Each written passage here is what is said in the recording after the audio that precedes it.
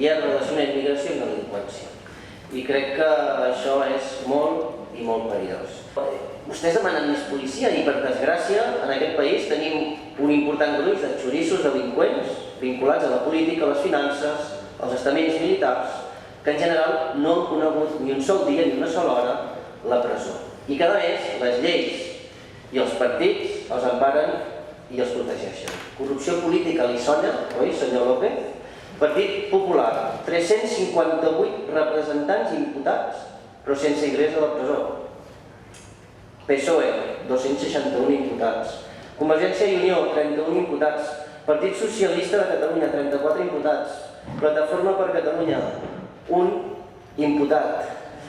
A més, indults a banquers com el senyor Alfredo Sainz, conseller delegat del Banco de Santander de Madrid, o indults a exalts càrrecs d'Unió, o indults a oficials condemnats pel cas de l'IA-42, el cas Gürtel, el cas Palau, el cas ITV, el cas Pallerols, cas Treball, cas Mercuri, cas Pretòria, cas Palmarena, cas Nos, etc.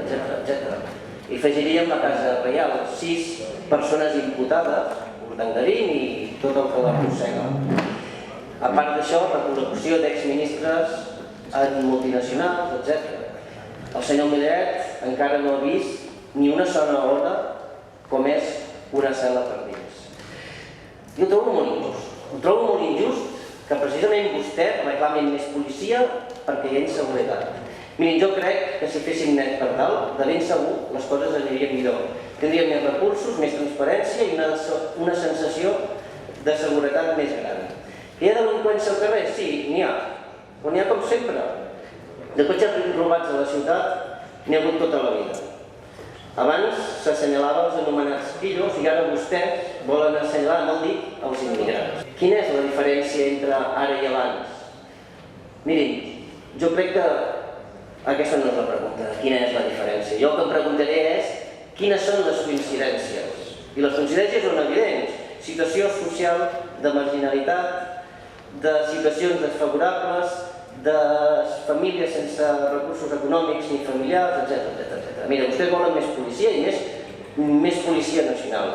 I jo els he de dir molt clar, la policia nacional són forces d'ocupació, el que haurien de fer és fer vacances permanents i embadonar el nostre territori.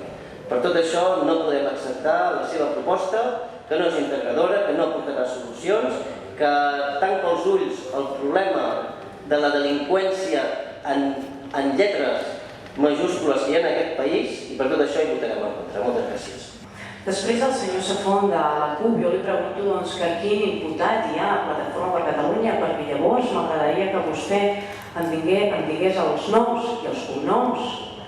I ara mateix, al finalitzar el ple, jo soc membre del Consell Executiu de la meva formació política i quedaria amb ells, amb el meu president i amb el meu secretari general i l'expulsaríem d'immediat.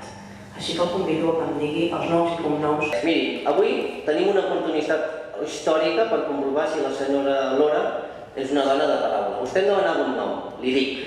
Sandra Roig, regidora de Plataforma per Catalunya a Castellar del Vallès, imputada per el cas Mercuri. Per tant, la setmana que ve tindrem